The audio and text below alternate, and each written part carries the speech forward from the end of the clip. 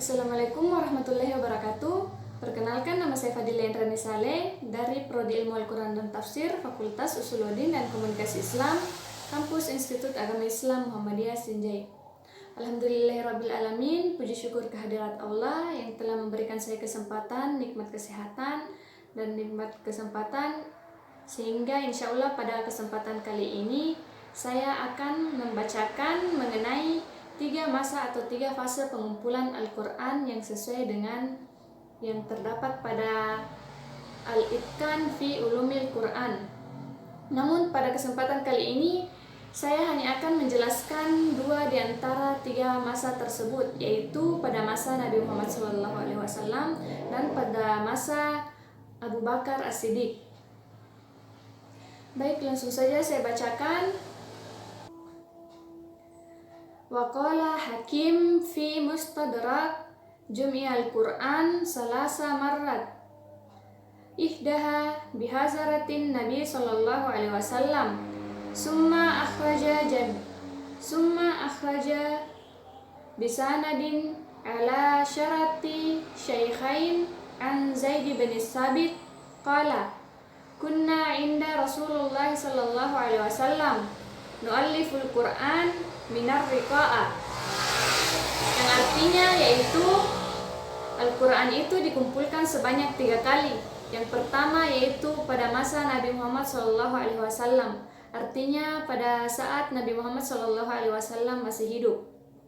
Kemudian diriwayatkan dari salah satu hadis yang sesuai dengan syarat kesahihan yang ditetapkan oleh Imam Bukhari dan Muslim, dan diriwayatkan dari Zaid bin Sabit. Zaid bin Sabit berkata, kami pernah bersama Rasulullah Sallallahu Alaihi Wasallam dan kami menyusun Al-Quran yang bersumber dari Ar-Riqa. Ar-Riqa di sini yaitu sesuatu yang terbuat dari kulit kering. Kulit kering di sini bisa dari kulit binatang yang telah disamak lalu dikeringkan. Jadi artinya yaitu pada masa Nabi Muhammad SAW belum terjadi pengumpulan Al-Quran seperti yang kita kenal dalam bentuk buku. Namun pada masa Nabi Muhammad SAW, untuk menjaga dan memelihara Al-Quran, Nabi Muhammad SAW menghafalkannya lalu menyampaikannya kepada para sahabat, dan para sahabat turut menghafalkannya. Upaya yang kedua yang dilakukan umat muslim untuk menjaga dan memelihara Al-Quran yaitu dengan cara menuliskannya, namun tetap dengan persetujuan Nabi Muhammad SAW. Baik, untuk fase atau masa yang kedua yaitu pada masa Abu Bakar As-Siddiq.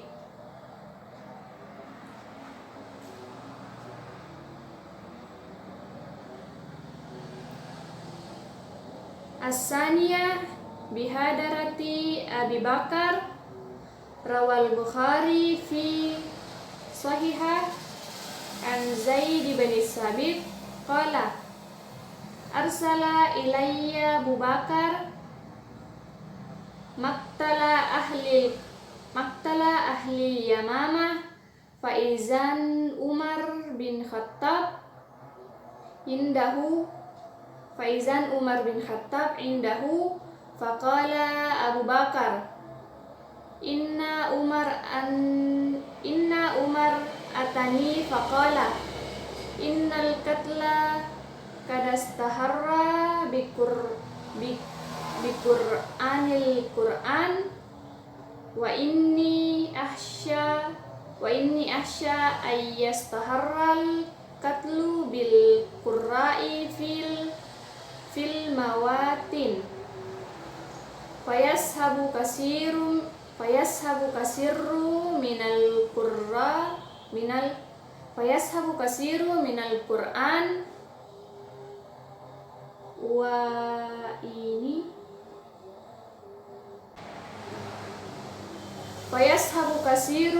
Qur'an wa inni ara anta murabi jam'il Qur'an faqultu li Umar kaifa taf'alu syai'an lam yaf'alu Rasulullah sallallahu alaihi wasallam. Qala Umar huwa wallahi khair falam yaral yurajani hatta syarahallahu sadri lizalika wa ra'aitu fi zalikal lazi ra'a Umar. Jadi artinya yaitu pada masa Abu Bakar As-Siddiq, di dalam kitab sahihnya Imam Bukhari meriwayatkan suatu hadis dari Zaid bin Sabit. Zaid bin Sabit berkata, pada peperangan Ahli Yamamah, Abu Bakar mendatangi saya dan turut bersamanya Umar bin Khattab. Abu Bakar menyampaikan kepada Zaid bin Sabit bahwasannya Umar mendatangi saya, kemudian ia berkata bahwa korban perang itu sudah banyak menelan pembaca Al-Quran.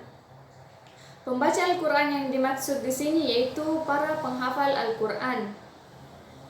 Saya khawatir korban-korban dari penghafal Al-Quran itu semakin bertambah, sehingga menyebabkan banyaknya Al-Quran yang akan hilang. Artinya, jika banyak penghafal Al-Quran yang meninggal di medan perang, maka tak akan ada lagi yang menghafalkannya. Itu adalah salah satu kekhawatiran Umar bin Khattab. Jadi sebagai bentuk kehati-hatian Umar bin Khattab, beliau memikirkan langkah-langkah untuk tetap menjaga kemurnian Al-Quran. Kemudian Umar juga mengatakan kepada Abu Bakar bahwa sebaiknya kamu memerintahkan agar dilakukan pengumpulan Al-Quran. Kemudian Abu Bakar berkata, bagaimana mungkin kamu mau melakukan sesuatu hal yang Rasulullah sendiri tidak pernah melakukannya? Jadi Umar berkata bahwa demi Allah ini adalah perbuatan yang baik. Kemudian terus-menerus mendatangi Umar bin Khattab. Abu Bakar berkata kepada Zaid bin Sabit, Umar terus mendatangi saya sampai Allah membukakan petunjuk. Artinya Allah melapangkan dan memberikan petunjuk tentang itu kepada Abu Bakar. Dan saya pun memiliki pendapat yang sama dengan Umar, kata Abu Bakar kepada Zaid bin Sabit.